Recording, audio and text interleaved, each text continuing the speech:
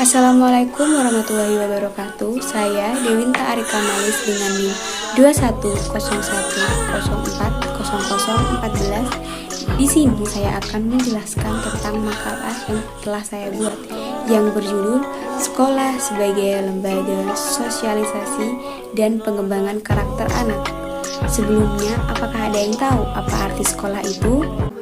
Sekolah adalah lembaga pendidikan yang sifatnya formal, non-formal, dan informal, di mana pendirinya dilakukan oleh negara maupun swasta, dengan tujuan untuk memberikan pengajaran, mengelola dan mendidik para murid melalui bimbingan yang diberikan, baik oleh para pendidik ataupun. Adapun tujuan sekolah, yang pertama, menambahkan ilmu pengetahuan, 2. Tempat mencari jati diri, 3. Mengasah kemampuan, 4. Tambah banyak teman, 5. Nikmati adanya persaingan dan persahabatan, 6. Jadi tempat perolehan kebanggaan. Fungsi sekolah secara umum adalah untuk memberikan pelajaran kepada para peserta didik sehingga menjadi individu yang berguna bagi dirinya sendiri dan lingkungannya. Adapun beberapa fungsi sekolah ialah sebagai berikut. 1. Memberikan pengetahuan umum. Manusia tanpa pengetahuan akan sangat sulit beradaptasi dengan lingkungannya. Oleh karena itu, pendidikan di sekolah mengajarkan banyak hal mengenai pengetahuan umum kepada para peserta didik. 2. Memberikan keterampilan dasar. Keterampilan dasar yang dipelajari di sekolah diantaranya adalah kemampuan belajar, menulis, dan berhitung. Ketiga keterampilan dasar ini sangat dibutuhkan manusia agar bisa mendapatkan pekerjaan dan bermanfaat bagi masyarakat. 3. Membentuk pribadi sosial. Manusia ialah makhluk sosial yang membutuhkan satu sama lainnya. Melalui sekolah, para peserta didik dibentuk menjadi individu yang dapat berinteraksi dan bergaul dengan sesamanya, tanpa terhambat oleh adanya perbedaan. 4. Menyediakan sumber daya manusia. Pendidikan yang didapatkan di sekolah akan memberikan berbagai ilmu pengetahuan bagi manusia. Pengetahuan tersebut akan menciptakan sumber daya manusia yang berkualitas yang dibutuhkan oleh dunia kerja dan masyarakat. 5. Alat transportasi kebudayaan. Selain memberikan ilmu pengetahuan dan keterampilan, pendidikan di sekolah juga dapat memberikan perubahan dalam kehidupan masyarakat secara umum. Pengetahuan dan keterampilan yang dimiliki oleh manusia dapat membantu mereka dalam melakukan inovasi apapun penemuan baru dalam perkembangan peradaban manusia. Sekolah sebagai lembaga sosialisasi dan pembentukan karakter anak. Sistem pendidikan formal yaitu sekolah yang dapat membentuk karakter pribadi yang cerdas, pintar, kreatif, inovatif, budi pekerti, mandiri, dan penuh tanggung jawab. Diperlukan untuk mewujudkan tujuan pendidikan nasional. Sekolah sebagai salah satu agen sosialisasi memiliki peran yang penting untuk membuat norma-norma atau aturan yang ada di sekolah, yang berfungsi untuk mengatur perilaku individu atau kelompok. Sekolah menetapkan berbagai aturan yang seharusnya dijalankan oleh peserta didik. Oleh karena itu, sosialisasi tersebut harus selalu dilakukan. Ada 4 agen sosialisasi yang utama. Yang pertama, keluarga, kelompok bermain, media massa, dan lembaga pendidikan. Hal-hal yang disampaikan oleh agen sosialisasi tidak selamanya sejalan satu sama lain. Apa yang diajarkan di sekolah bisa jadi bertentangan dengan apa yang diajarkan oleh agen sosialisasi lainnya seperti keluarga. Mengingat sekolah sebagai salah satu agen sosialisasi, maka setiap sekolah harus menerapkan berbagai pola sosialisasi untuk membentuk moral siswa. Moral diartikan sebagai kebiasaan dalam bertingkah laku yang baik, yang bersusila. Norma meliputi kebiasaan, perbuatan, tindak, dan perilaku. Pendidikan karakter di sekolah merupakan sebuah keharusan yang harus dilakukan sekolah dalam melahirkan generasi penerus yang memiliki karakter. Pendidikan karakter bisa dikatakan sebuah kebutuhan yang mendasar dan urgent, sehingga dengan pendidikan karakter inilah siswa dapat diberikan bekal bukan hanya dalam ilmu pengetahuan dan teknologi, akan tetapi jauh lebih dari itu adalah karakter yang baik yang nantinya mampu menjadikan dirinya menjadi yang baik dan membawa dampak positif baik dalam pembentukan dan pengembangan karakter peserta didik. Prinsip pembentukan watak dan pendidikan karakter melalui sekolah tidak bisa dilakukan oleh satu pihak, akan tetapi seluruh pihak atau komponen yang ada di dalam sekolah, baik itu kepala sekolah, guru, tenaga kependidikan, siswa, maupun petugas kebersihan sekalipun. Kesadaran akan tanggung jawab dalam mempersiapkan peserta pendidik yang memiliki karakter baik harus dimiliki oleh komponen yang berada di sekolah tersebut. Dalam proses pengembangan karakter di dalam diri seseorang, tentu dipengaruhi oleh banyak faktor. Faktor tersebut dibagi menjadi dua, yaitu faktor bawaan dan faktor lingkungan. Dalam faktor lingkungan itu, banyak pengaruh negatif atau positif. Untuk itu, peran sekolah dalam mendidik karakter anak terbagi menjadi 1. Moral, 2. Memberi penghargaan, 3. Mensosialisasikan peraturan sosial, 4. Konseling, 5. Melatih mental, 6. Kepercayaan pada orang lain, 7. Merasa menghormati, 8. Tanggung jawab, 9. Komunikatif, 10. Jujur, 11. Demokratis, 12. Peduli, 13. Kreatif, 14. Religius. Akan tetapi, secara umum, tanggung jawab pendidikan tidak boleh hanya dipasrahkan kepada sekolah saja. Akan tetapi, orang tua harus ikut bertanggung jawab dalam hal pendidikan karakter anaknya. Kerjasama antara dua pihak tersebut akan menciptakan pendidikan karakter yang baik untuk peserta didik. Sekolah sebagai screening moral. Sekolah yang baik adalah sekolah yang peduli dan fokus pada pendidikan moral atau pendidikan nilai di samping kegiatan pengajaran ilmu. Armstrong mengemukakan teorinya tentang sekolah sebagai wahana pengembangan manusia.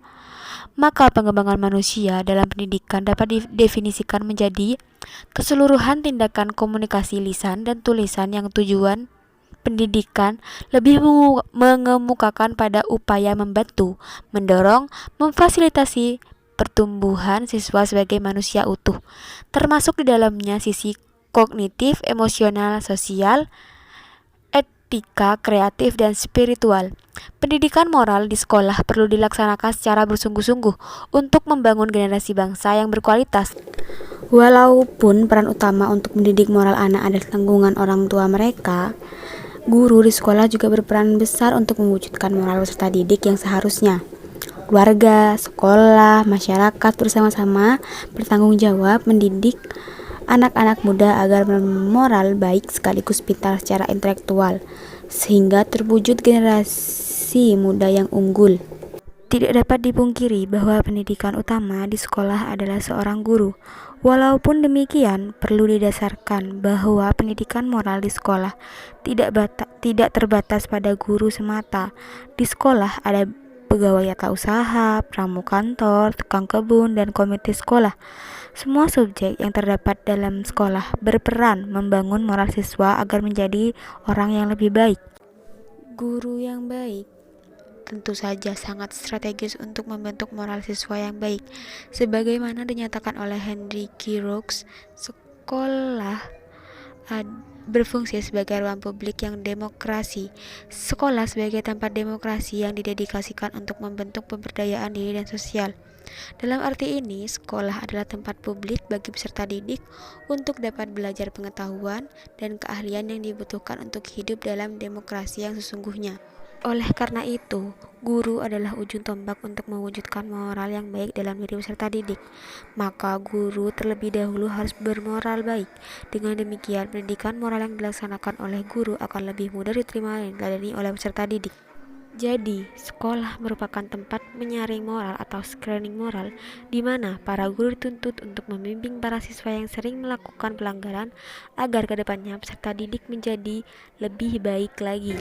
Sekolah sebagai pembentuk kepribadian. Sebelumnya, apakah ada yang tahu apa itu kepribadian? Kepribadian adalah sesuatu yang berdiri sendiri, mencukupi buat dirinya sendiri, tetapi juga sesuatu yang terbuka terhadap dunia sekitarnya.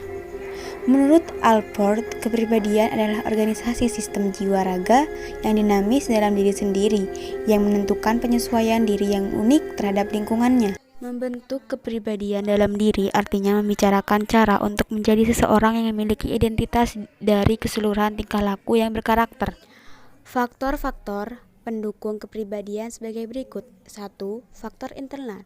Faktor internal terdiri dari instik biologis seperti lapar, dorongan makan yang berlebihan dan berlangsung lama akan menimbulkan sifat rakus, maka sifat ini akan menjadi perilaku tetap. 2. Kebutuhan psikologis seperti rasa aman, penghargaan, penerimaan, dan aktualisasi diri. 3. Kebutuhan pemikiran yaitu akumulasi informasi yang membentuk cara berpikir seseorang seperti mitos, agama, dan sebagainya. 2. Faktor eksternal. Faktor eksternal terdiri dari lingkungan keluarga, lingkungan sosial, dan lingkungan pendidikan.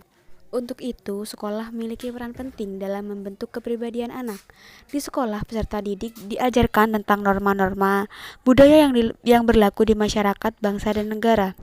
Sehingga dalam hal tersebut diharapkan peserta didik dapat memahami dan mengamalkan dalam kehidupannya.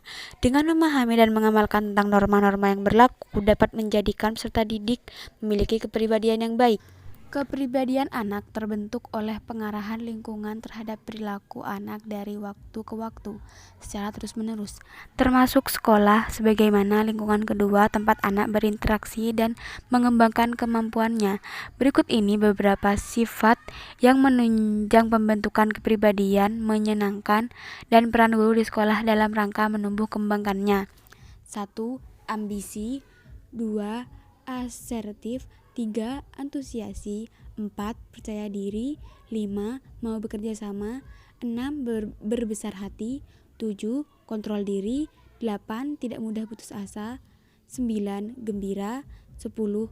Humoris. 11. Menunjukkan simpati. Pengaruh keluarga sekolah terhadap individu. Keluarga bagi seorang anak merupakan lembaga pendidikan non-formal pertama, di mana mereka hidup, berkembang, dan matang di dalamnya. Di dalam sebuah keluarga, seorang anak pertama kali diajarkan pada pendidikan. Dari pendidikan dalam keluarga tersebut, anak mendapatkan pengalaman, kebiasaan, keterampilan, berbagai sikap, dan bermacam-macam ilmu pengetahuan. Menurut Sayyidina Ali bin Abi Thalib, Rasulullah SAW bersabda, ajarkanlah anak pada usia sejak lahir sampai 7 tahun bermain. Ajarkan anak peraturan atau adab ketika mereka berusia 7 sampai 14 tahun. Pada usia 14 tahun sampai 21 tahun, jadikan anak sebagai mitra orang tuanya. Selain itu, kedua orang tua harus mengenalkan mereka tentang keyakinan, akhlak, dan hukum-hukum fikih, serta kehidupan manusia. Yang paling penting, kedua orang tua adalah satu-satunya teladan pertama bagi anak-anaknya dalam membentukkan kepribadian. Fungsi keluarga menurut Davis dalam Murdianto 2003 adalah reproduction, maintain, economics, care of the eggs, political center, physical protection. Beberapa hal yang akan memengaruhi terbentuknya karakter anak, yaitu pengasuhan dari orang tua, kasih sayang dan perhatian orang tua, dan keharmonisan rumah tangga serta terjalinnya komunikasi. Prinsip-prinsip dalam mendidik anak agar menjadi individu yang baik antara lain mengajarkan nilai-nilai kesopanan, memiliki prinsip dan sikap yang tegas, memberikan pendidikan informal dalam keluarga. Selain itu, sekolah juga berperan penting dalam pengembangan individu. Sekolah merupakan madrasah kedua setelah keluarga yang ikut andil dalam mempengaruhi kepribadian anak. Adapun beberapa contoh perilaku yang dapat diterapkan di sekolah adalah 1. Membiasakan siswa berbudaya salam, sapa, dan senyum. 2. Tiba di sekolah mengucapkan salam sambil salaman dan cium tangan guru. 3. Menyapa teman, sapam, penjual kantin, atau cleaning service di sekolah. 4. Membiasakan siswa berbicara dengan bahasa yang baik dan santun. Berlangsungnya proses pendidikan di sekolah juga tidak bisa dilepaskan dari pengaruh sosial budaya dalam masyarakat dan partisipasinya. Nilai sosial budaya dalam masyarakat bisa menjadi faktor-faktor yang menghambat dan atau mendukung bagi proses belajar mengajar di sekolah. Di sekolah, anak-anak tidak hanya dibekali ilmu pengetahuan, tetapi juga dibekali tentang pendidikan moral. Selain itu, di sekolah juga tempat untuk mengembangkan potensi seorang individu, misalnya dengan mengikuti kegiatan bermanfaat di luar akademik seperti ekstrakurikuler. Sekian presentasi dari saya, kurang lebihnya mohon maaf. Wabillahi taufiq wal hidayah. Wassalamualaikum warahmatullahi wabarakatuh.